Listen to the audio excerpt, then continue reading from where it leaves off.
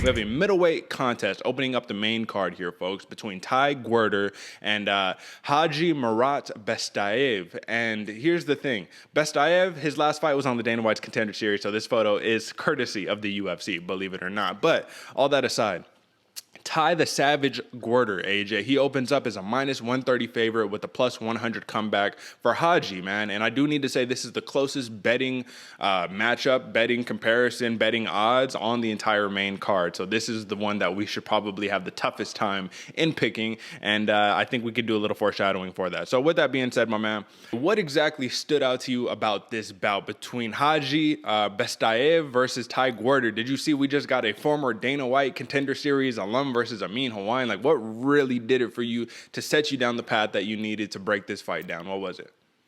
You know, the first thing that stood out to me, Derek, was Bestaev's height. Homeboy is tall. He's 6'6" and 185-pound division.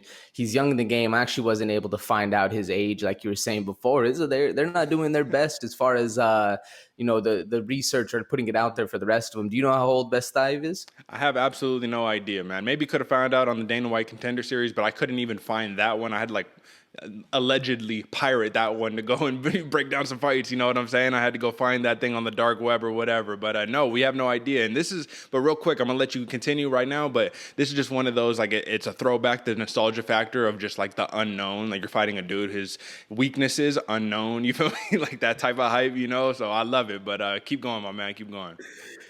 But either way, Derek, he is very young in the game. He looks young. You know, he's 6'6". He's very, very tall. And he's fought Phil Haas and Alonzo Menefield. So Bestaev is no joke. But as well, what next thing I started looking into my deep dive, man, is Gwerder.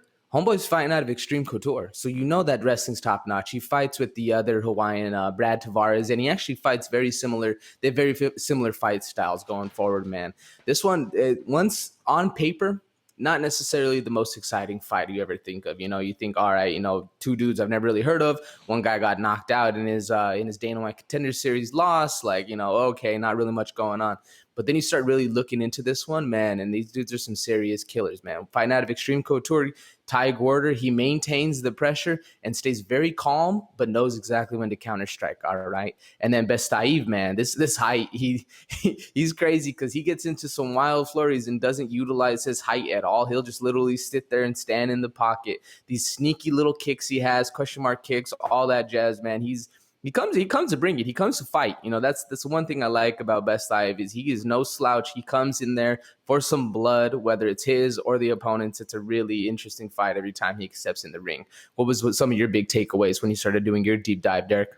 All right, man. So I did a bunch of film study on Gwerder first, right? Because I was a little more familiar with Khadzhimurat personally, just watching the Contender Series and whatnot. And one thing that really stood out to me, man, is he uses a lot of this movement to set up the big left hand and his big kicks, man. He's more of those, like, I'm going to hit you with one good one as opposed to just touching you up. And that's like the Hawaiian trademark, is it not? I mean, aside from Max Holloway, that's basically the Hawaiian trademark, the big bombers, right? So I was just thinking it was really interesting because I'm like, okay, this man has LFA experience, and he has one of those things that I love to see the most out of fighters, which is basically the Giga kick, man. He's got a liver kick stoppage under his record, so he blasts the body kicks in there. So I'm just like, okay, that should be interesting in this matchup, being that you already noted Bestaev, Khadzhimurat, this man has a 5-inch reach advantage, or not reach, height advantage. Let me see, it's 6'6" to 6'1", so 5 inches in terms of the height. 6'1" in terms of Gwerder, like the man doesn't even look so big, but the man is huge. Bestaev is huge, but the bigger you are, the harder you fall, man. And those body kicks might play a big role. But when you got a kicker and a bomber, like I described the style of Gwerder as a striker / bomber, and that of Khadzhimurat as a kicker / like a grappler, right? So it's interesting just because this is such one of those flip-flop matches where the tall guy is probably going to try to close the distance and get the fight to the ground, and Gwerder is going to try to stay out at distance and just pick you apart and land the big bomb. So it's going to be really interesting, and that's what really stood out to me for this matchup, AJ. Now, let's ask a couple of questions here because this is really what it comes down to. Do you think experience-wise, right, 5-2 Gwerder, he's 1-2 in Bellator, but all of his finishes are via knockout. Now, for Khadzhimurat, he's 10-4. This is his Bellator debut, and listen, man, he's got a little more experience. You already named he's got the big names, even though they have been losses. Experience is experience. Now, being that This is Bellator. I don't have any of those stats that I normally provide, which is like striking accuracy and significant strikes per minute. Bellator, once again, I mean, come on, do better, please. However, regardless, we could still do from our film analysis a good little breakdown on how you see this fight playing out. Who takes the lead in this fight, AJ? Who's leading the dance? Who has the speed advantage and who has the power advantage to you? Man, I'm going to say Ty Gwerder is going to be able to lead a little bit more. He's going to be trying that in and out style, whereas Bestaev, like you noted, man, he's going to try to get this one on the inside, either take it down or utilize his reach advantage, actually his height advantage. Excuse me. I was looking at the reach, and Ty Gwerder technically has a longer reach, which is crazy. It's only 5.5 inches, but hey, it counts. All right.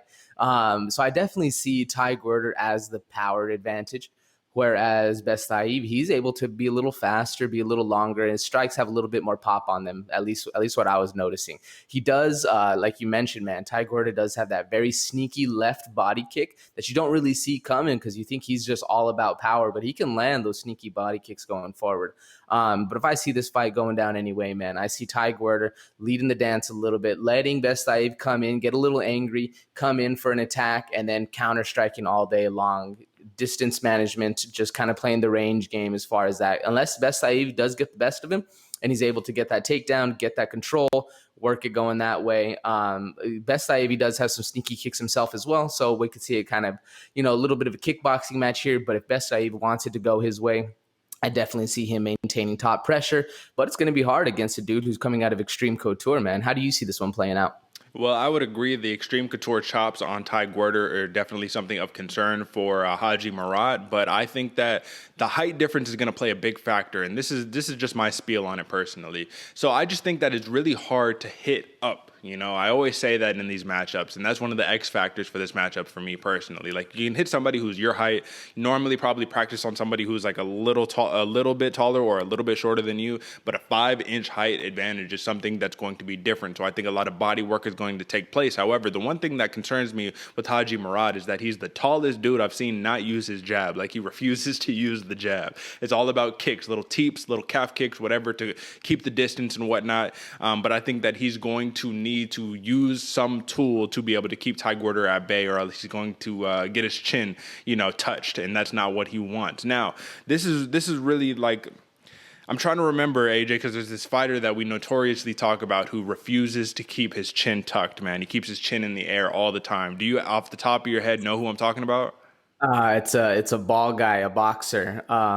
It's not Dustin Jacoby, it's not Strickland, it's regardless. I can't, if I come up with it later, I'll definitely bring it up. But he has this issue. That's Khadzhimurat's issue, man. And against Ty Gwerder, it really concerns me. However, once again, I just think that height is going to be a really, really big X factor in the experience level, man. Yes, Khadzhimurat has been knocked out a bunch, but guess what? That lends to the experience of not wanting to get knocked out again. And with all that being said, man, Ty Gwerder, we've seen it. The one place where he could really fall victim to is the volume battle, man, because he's so looking to set up the big shot. If Bestaev just picks him away with little calf kicks throughout the fight, we've seen that win fights before, man. So I think that this could be a sneaky, sneaky upset for the odds makers this time around, AJ. What do you think about that before we give our pick? Man, I think you're correct. I think you're pretty spot on. This one is actually very hard to choose back and forth. I was going through it.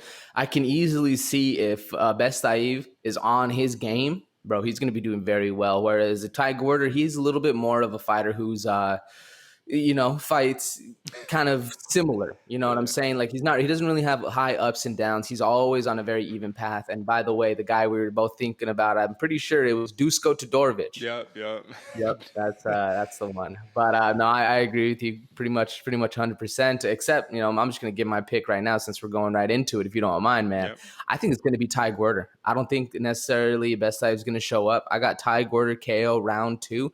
I think it's going to be a very back and forth first round with Ty Gwerder being able to squeeze it out in the second. What do you think?